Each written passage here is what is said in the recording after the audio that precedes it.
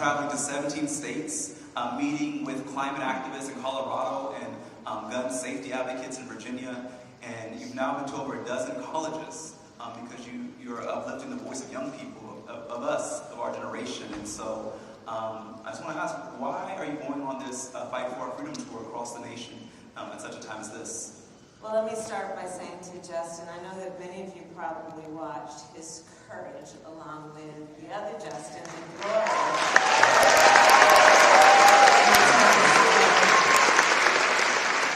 And I talk about you behind your back all the time as an example of the extraordinary leadership coming out of your generation, all of you. And what it means to live at this moment in time, at the stage of life that you were in, and for you in particular, Justin, to be so extraordinarily courageous and selfless in how you have decided to lift up the voice and the condition of other people. So can you please lift it up?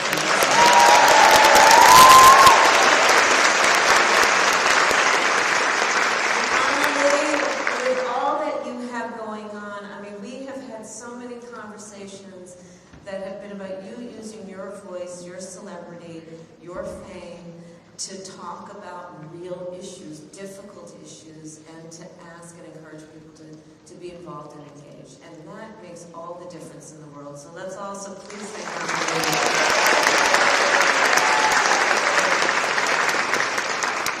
So the reason I decided to do this tour, the Fight for Our Freedoms tour, is, well, there are a number of reasons.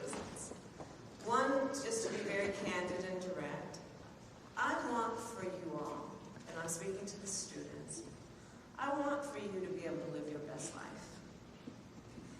And right now, we are at a moment in our country where, in many ways, there is an intentional, full-on attack against the freedoms and liberties that have been the basis for what I believe makes us strong and respected as a democracy. And I do believe that your generation in particular has already had an extraordinary life where you have been confronted with issues that many generations before you haven't seen. You all have only known a climate crisis. You all have only known active shooter drills. You all became aware of injustices when you witnessed what happened to George Floyd. You all, in your lifetime, and in particular at this stage of your life, just witnessed the highest court in our land take a constitutional right that had been recognized, such that many of you will know fewer rights than your mother or your grandmother. And I also know that you all ain't having that. And that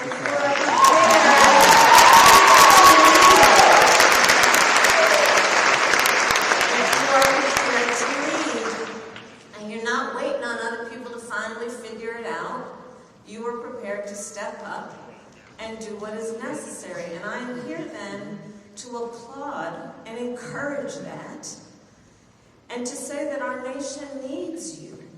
And I say that as Vice President of the United States. Our nation needs you.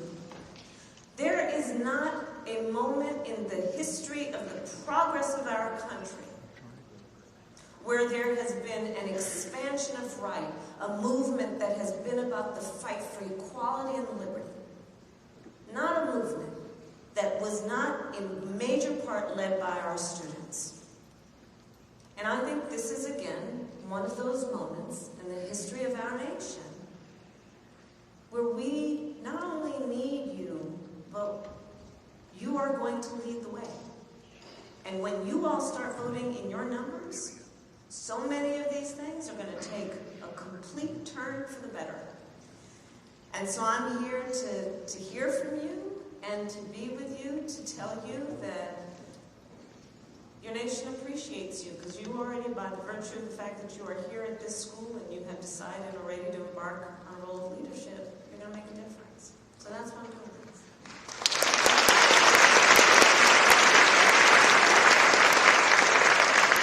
you all heard the call to action from our Vice President. Young people, we don't have to wait till you graduate. It's your time now. And so we're going to take our first question because we want to hear from you, from a student here, Madison Meeks. If you can come up and ask your question.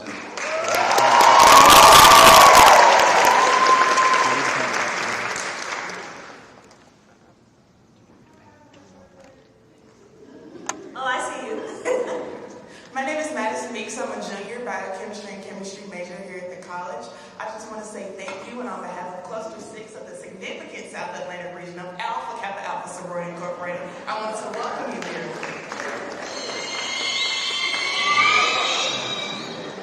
So, I have a question for you. Voting rights have become a huge issue within the past couple of major elections. Many people and identity groups have been disproportionately affected by voting policies. What do you think about this issue, and what should be done to address it? I'm so glad you asked this question. And let's start by this.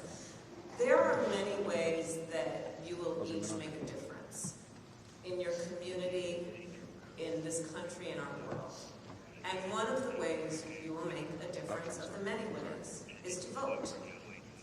And so I do encourage you to know that it is very powerful, that voice that you can express through your vote. Please, I'm going to give you a website, vote.gov, where you can figure out if you are registered to vote, and if not registered to vote, and encourage your friends and family. But it really does make a difference.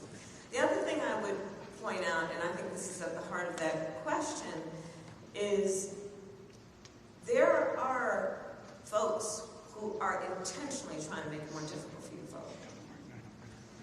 In states in our country where laws have been passed saying that if you go to, for example, a private college, then your college ID is not sufficient as ID for you to vote.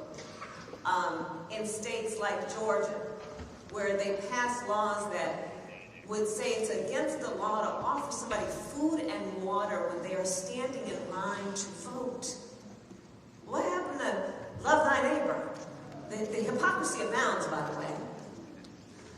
In 2020, in the height of a pandemic, young voters voted in historically record numbers. And it's because you voted. In fact, maybe I can say a show of hands, who here voted in 2020 or in 2022? Okay, you made a difference. Because you voted in 2020, Joe Biden is president, and I am vice president of the United States.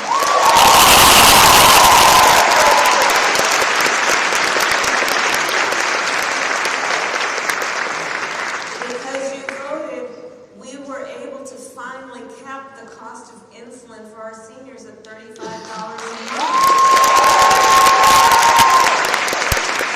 We were finally able to say Medicare can negotiate against the big pharmaceutical companies. Because we voted in spite of all of the folks that are denying the significance and seriousness and immediacy of the climate crisis, we were able to pass the most comprehensive climate bill that now is going to put $1 trillion on the streets of America to invest in a clean energy economy, reduce greenhouse gas emissions, invest in solar and wind power.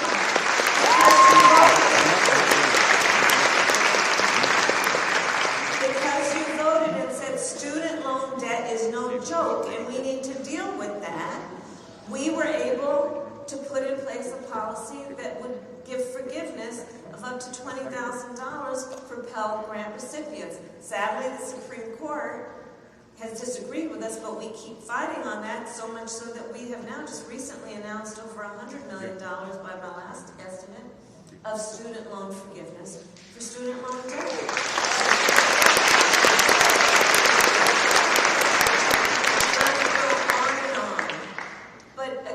Understand that we will always plead, and many of us have talked for years about the importance of voting because, of course, people marched, fought, bled, and died for our right to vote. For many of us, in fact, everybody here on one level or another, or your relative. But there's not only that reason, the other reason is this. Don't let anyone ever silence you. Right now, in South Carolina, we are looking at a situation where state legislators basically passed a law that would try to dilute the black vote in this state. Now, I can't talk about the case, just as a point of reference, but let me just say this. Let's understand that it is wrong that any elected official would try to choose who can vote for them when it should be the voter who chooses who represents them.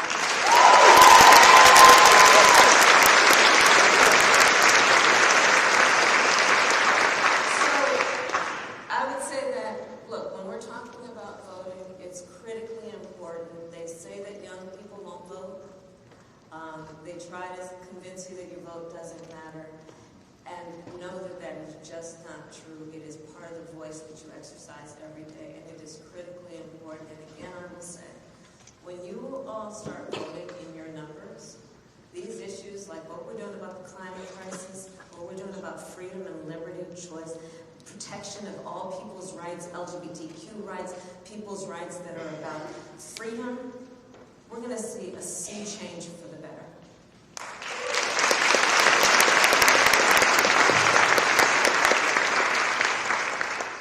So, Madam Vice President, you very briefly just mentioned LGBTQ plus rights, and you know, so much of our optimism as young people is marred by this fear that we are going to lose our fundamental rights.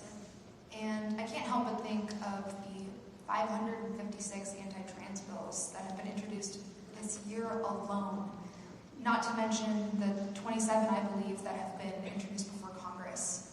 And, you know, the LGBTQ plus community really is one of the primary targets of this crusade of hate. And you have not shied away from this throughout your career. You have shown up for the LGBTQ plus community, and throughout your college tour travels, you have no doubt come across many different people, and I'm wondering what you have seen and what you can say to help us feel like we can keep fighting and fight stronger. Thank you, Amelie, and you've been a great and courageous voice on this. First of all, I strongly believe no one should be made to fight alone. We are all in this together. You know, there are some powerful forces right now that are really trying to divide our country. They're trying to distract us by suggesting we should go backward instead of forward. So the first point I would make is we are all in this together, and no one should be made to fight alone, and no one should allow these haters to try and make people feel they're alone. You're right in terms of my background. I was very proud back in 2004. Some of you weren't even born, I know. Back in the old days, 2004, I performed some of the first same-sex marriages in our country. In 2004, there were a whole lot of people saying that shouldn't be done.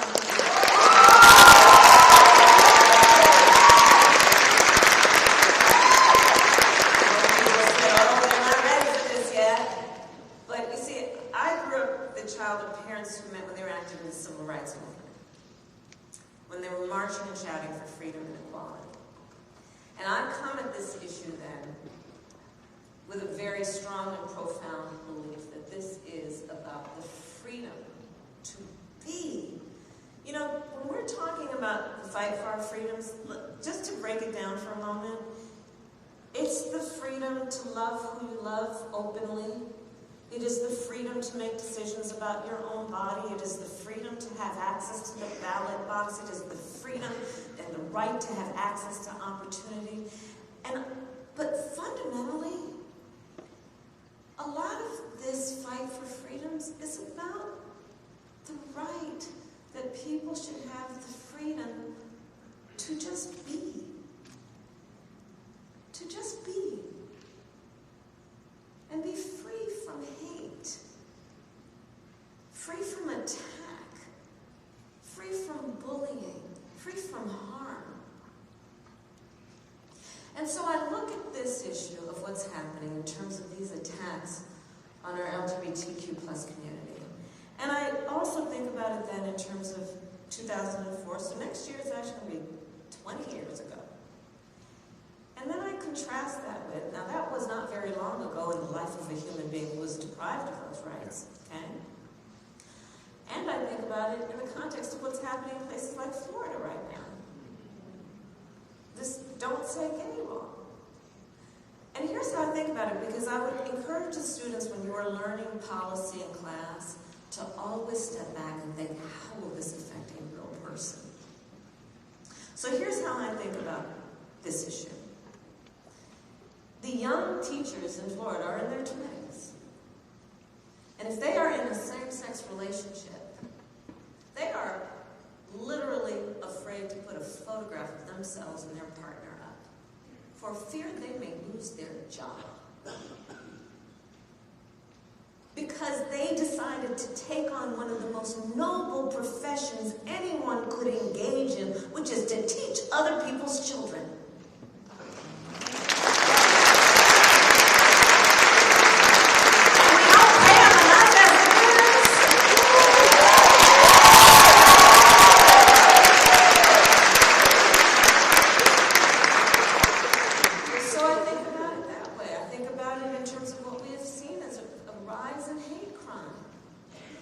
People living in fear to just be. And it's very real, and we have to band together and speak up. So I'll tell you one of the things about me. So I'm kind of a nerd on certain levels about certain things. So here's one reveal. I love Venn diagrams. I love Venn diagrams. I'm telling you, whenever I'm facing like a conflict and I need to sort it out, give me a Venn diagram every day of the week, right? So I asked my team, I said, let's do a Venn diagram. Show me from which states are we seeing attacks on voting rights, LGBTQ rights, and reproductive health rights. And you would not be surprised to know there was a significant overlap. And so that's scary and obviously troubling, but there's also a bright side to that knowledge that we have, which is great. Coalition building opportunity. Let's bring together all the folks who've been fighting for voting rights, and the folks who've been fighting for LGBTQ rights, and the folks who've been fighting for reproductive health rights. Let's bring everybody together, because we got a lot in common, and there is strength in unity, especially in this environment where people are trying to divide us as Americans. That's how I think about it.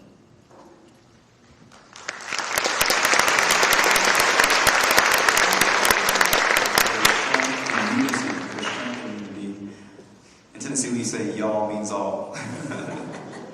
All right, we have another question. I want to uplift another student here to ask a question. Andrew Baxley.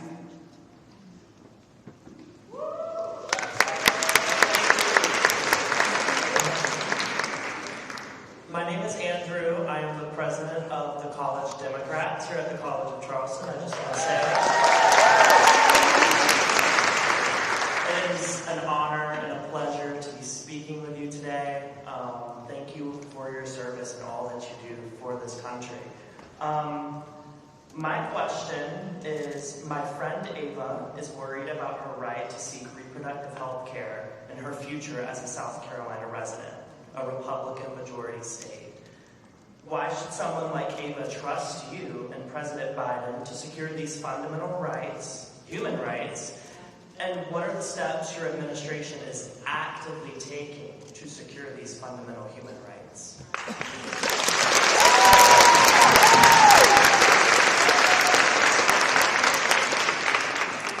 Let me just start by saying I think it's really important that you ask that question on behalf of Ava, because that speaks to the solidarity and the importance of everyone understanding this affects everyone regardless of your gender. And it's about finding. So let's contextualize it, and then I will tell you President Biden and I are fighting in every way. But let's contextualize it. So, just over a year ago, we witnessed the highest court in our land take a constitutional right that had been recognized from the people of America, from the women of America. And thereafter, states around our country, including this one, passed laws to restrict the ability of an individual to make decisions about her own body and her own future. And again, I say, let's understand this is not just an intellectual discussion. This is not just an academic discussion. Since that case came down from the Supreme Court last year, every day in America people are silently suffering. Because here's what's been happening. There are being laws that are proposed and passed that, for example, make no exception for rape or incest. Now, we're going to have real talk here, okay? Everybody here's wrong. So, I'm going to share with you a personal story. When I was in high school, I learned that my best friend was being molested by her stepfather. And I said to her, well, then you have to come live with us. I called my mother. My mother said, yes, she has to come stay with us, and she did. As many of you know, I started my career as a prosecutor, and one of the main reasons I did is because I wanted to specialize and deal with crimes against women and children. And I did specialize in those cases for the majority of my career as a prosecutor. So on this issue, no exception for rape or incest, understand what that means. It is these so-called leaders, these extremists, saying to a survivor of an act of violence to their body, a violation to their body, that she does not have the authority and ability to decide what happens to her body next. That is immoral. That is immoral. And on this subject of access to reproductive care, to abortion care, let us all agree, one does not have to abandon their faith or deeply held beliefs to agree the government should not be telling her what to do.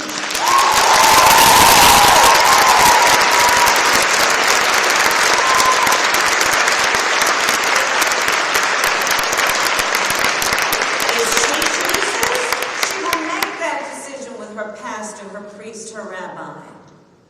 But she is smart enough to know what is in her own best interest instead of having a bunch of these folks up in these state capitals trying to tell her what to do.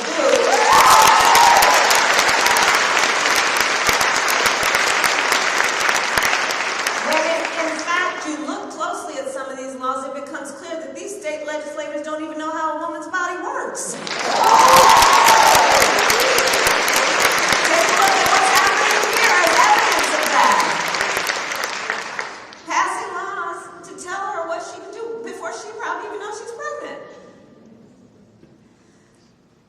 So on this issue, it is a real issue affecting real people in real time in our nation.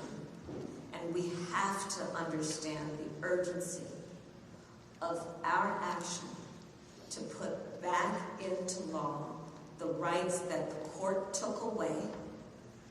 And to do that, we have to elect people to the United States Congress, because they who just simply have to agree that they may have their personal beliefs, but agree that the government shouldn't be telling folks what to do.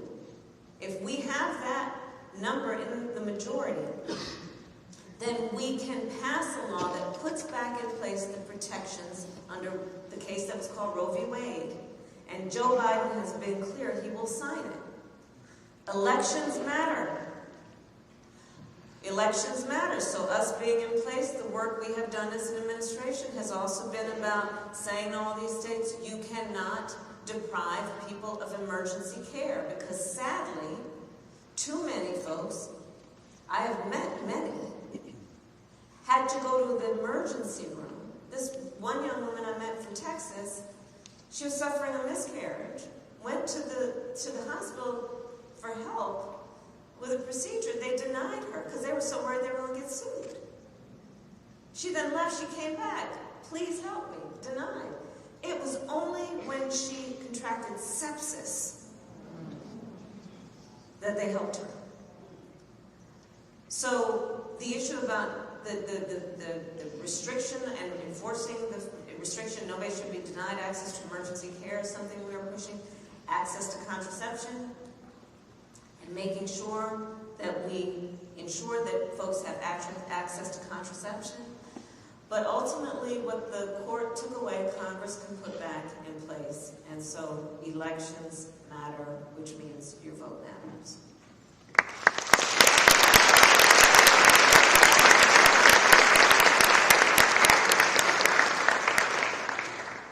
So, Madam Vice President, I'm going to ask a question about something that is very personal to us in Nashville.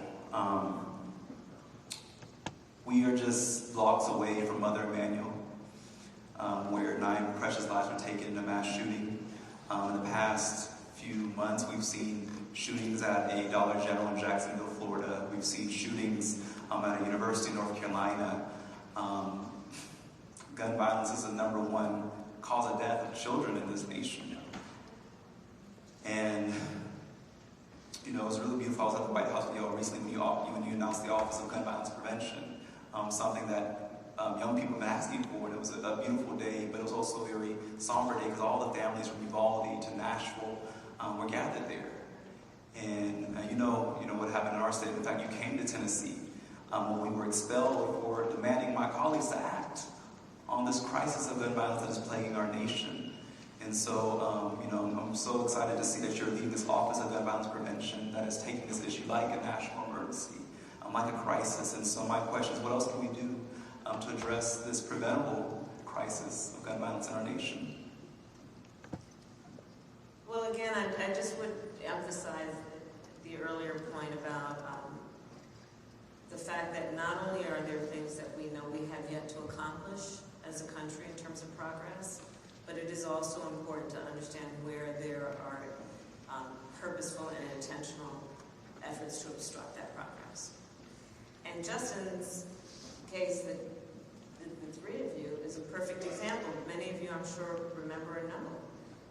They were simply, as elected representatives, in an official session of that elected body, attempting to have a debate on the issue of gun violence, and the so-called leaders of that body turned off their microphones. This is not even like a metaphor, like, oh, don't turn off my microphone when you actually don't have a microphone. They actually had microphones. And these so-called leaders turned them off. Now, what I loved about it is y'all were like, all right, amen, got a bullhorn. That was fantastic. But there are people who are intentionally standing in the way of just what is reasonable. So I'd like to start by, I'm just going to ask you to do me this one favor, the students who are here. Raise your hand if, at any point from kindergarten to 12th grade, when you were in school, you had to go through an active shooter drill. Raise your hand and hold it up. I would ask the older adults to look around the room, and I'd ask the press to take note. Because, thank you guys, I think that older adults don't fully understand what you guys have been through. I really do. I once had a conversation with a student who, on this subject, said to me, yeah, I don't really like to go to 5th period. I said, why, sweetheart? Well, because in 5th period, in that classroom, there's no closet to hide in. So our students, our young leaders, who are supposed to be in this environment where we are feeding their God-given capacity to learn and to explore and to wonder, and some part of their brain is afraid that somebody might bust through the door with a gun. It's just not right. Like Justin, you said, it's the leading cause of death of children in our country right now, gun violence. Not some form of cancer, car accidents. Gun violence is the leading cause of death of children in America. 1 in 5 Americans has a family member who was killed by a gun. The trauma, not to mention that is undiagnosed and untreated. that the American people are living with on this issue. And to your point, it is a false choice that the obstructionists try to push, to say you're either in favor of the Second Amendment or you want to take everyone's guns away. I am absolutely in favor of the Second Amendment, and I believe we need an assault weapons ban, and we need background checks, universal background checks, and red flag laws.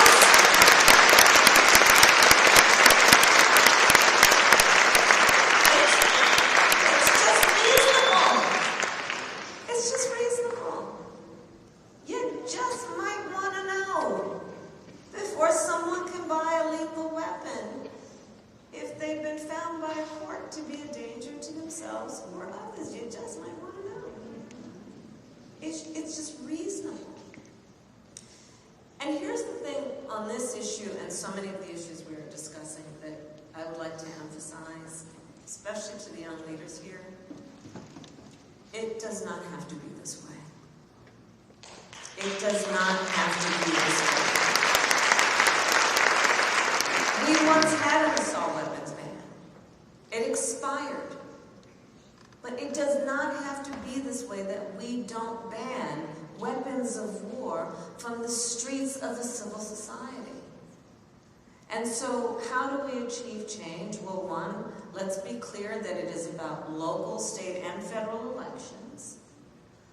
But it is truly within the power of elected representatives to do something about this. And ultimately, it's got to be the United States Congress, because we have some states who have leaders who have been successful in passing reasonable gun safety laws, but if we don't have some kind of overall approach, then, guns can obviously, but assault weapons can obviously, pass through state lines.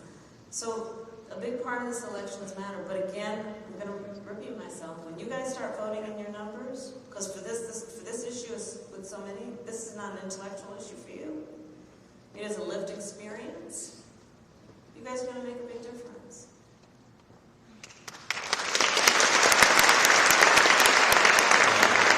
Charles states that coming election in Nashville does not have to be this way.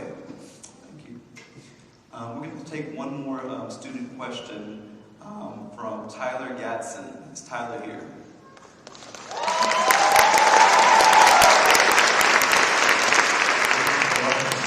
My name is Tyler Gatson. I'm the boss of the Bay Community Charter of Lawmakers South Officer Incorporated, a student athlete, academic mentor, student ambassador, as well as a volunteer intern. My question for you today is about climate change, and is what specific policies and initiatives is the government implementing to address the immediate as well as long-term impacts of climate change, such as sea level rise, which is what we see here in Charleston weekly, and even extreme weather events, and how are these being funded as well as supported? Yeah, this is a wonderful question, and thank you for your leadership in so many capacities. Thank you.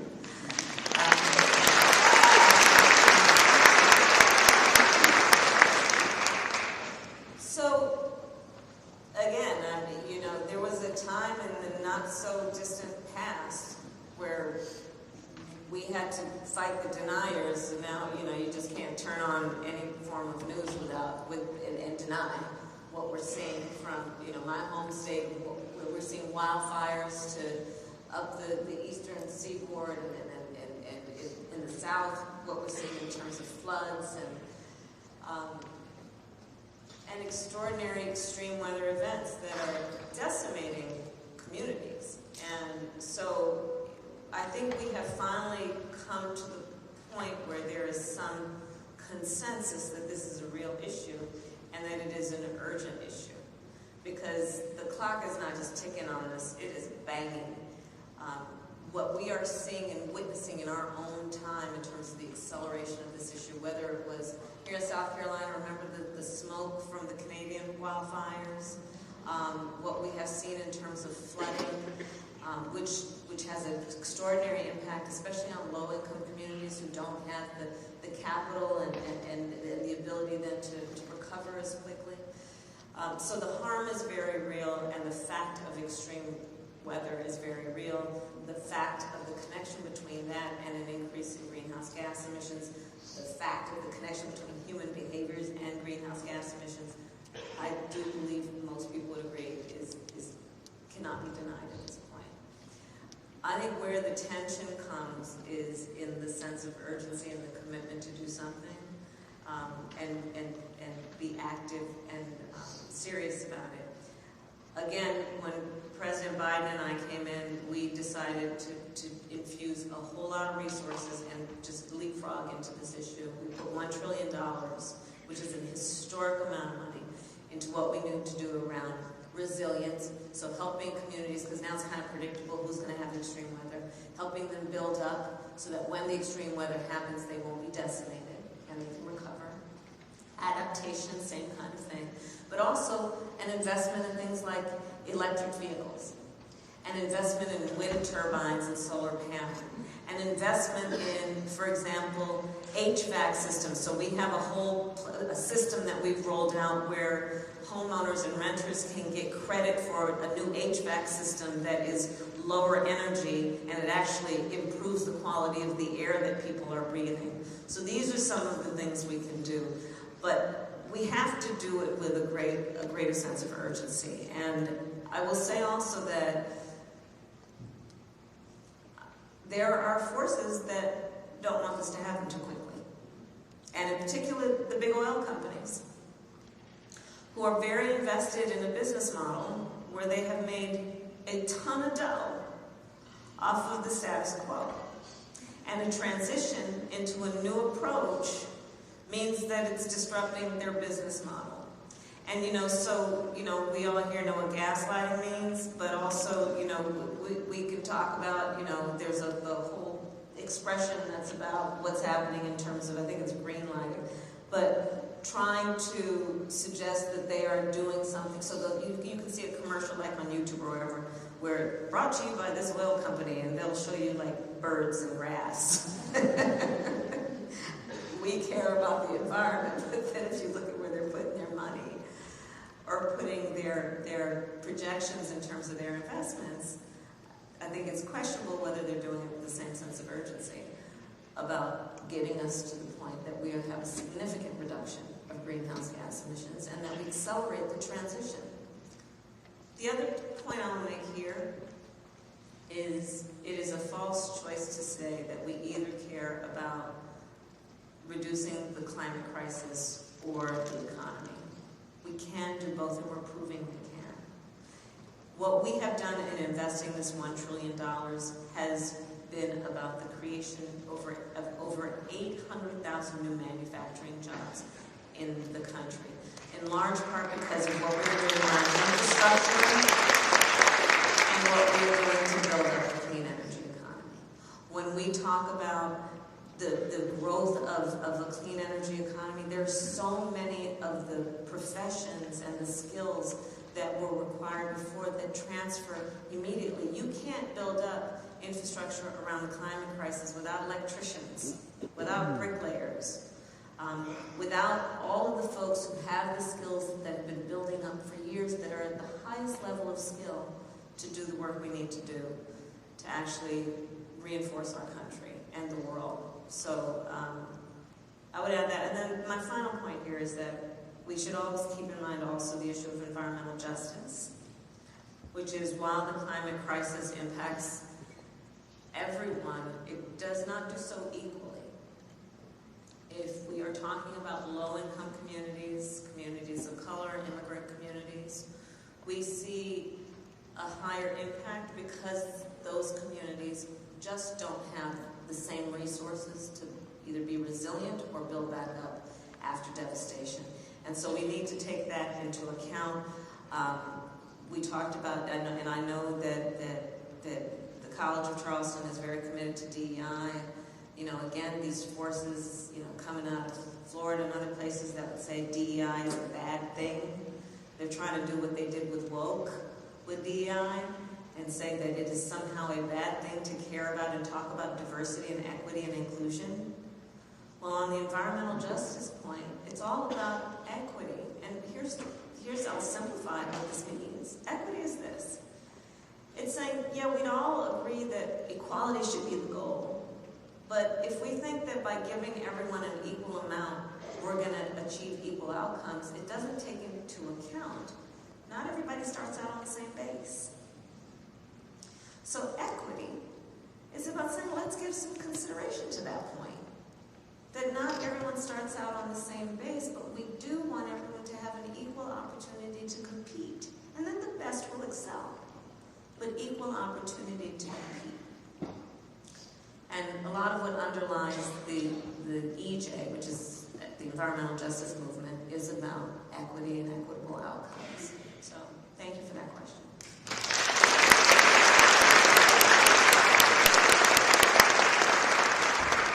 So we are heading into our last question. I want to say thank you for your candor, your authenticity, and for your heart in this conversation. It was abundantly clear how much you believe in the power of young people, and I think it just means so much more than you know to all of us. So our last question is, we're in a room with so many impassioned young people, our future leaders, here and on this campus. What is your last advice to us? Oh, well, I've got lots of advice. I'll let you have. Let me start with this. So, we talked a little bit earlier about what's happening in this environment right now. And, you know, and I am traveling the country, and I'm traveling the world. And one of the things that I see happening that gives me great concern is there's almost this perversion about how we define strength, where some would suggest that it's a sign of strength based on who you beat down, instead of what I believe to be the true measure of strength, which is who you lift up. Some who would suggest that it is a sign of weakness to have some level of concern and compassion and care about the suffering of other people. When in fact, that's called empathy, and I do believe that the best and greatest leaders possess that quality, where they have some level of concern and care for the suffering of other people. So as you continue in your roles of leadership, I would advise that we have the ability to see it when we see it and know what's happening and call it out. I would encourage you each to know that you must have ambition, and it's a good thing. I encourage you to have ambition. I encourage you to see what is possible and what can be unburdened by what has been. I would encourage you to believe in what will make us great and strong as a nation through the lens of having some concern about our neighbor. I would encourage you to not listen when somebody says, well, nobody like you, or you're too young, or nobody like you has done something like that before. I would encourage you not to listen to that. I will tell you, I eat no for breakfast. I don't hear no, and I encourage you not to hear it. And I guess the final point I would make is this. So as Vice President, I have now met with over 100 world leaders, presidents, prime ministers, chancellors, and kings. When we, as the United States of America, walk in those rooms, we walk in those rooms, chin up, shoulders back, with the self-appointed and earned authority to talk about the importance of democracies, rule of law, human rights. But here's the thing about being a role model, which everyone here knows. When you're a role model, people watch what you do to see if it matches what you say. My great concern and fear among the many about what is at stake is that somewhere there are authoritarian so-called leaders, dictators, who are looking at their people, looking, for example, maybe at the young women of their nation who are fighting for just the right to be educated. And they're saying to those who are fighting for liberty and freedom and equality and fairness and justice, well, you want to hold out the United States as your example? Look what's happening over there right now. And I say this to say that you all being engaged in fighting for fundamental freedoms is about your personal rights and future, your family, your neighbor, and it's going to have an impact on people around the world, very potentially, people you will never meet, people who may never know your name, but because of your activism and your engagement, will forever be benefited. So the advice there is know the power that you each have as individuals and the ferocious power you have as a community, as a collective, as a coalition to make a difference. And for all of those reasons, I thank you, I applaud you,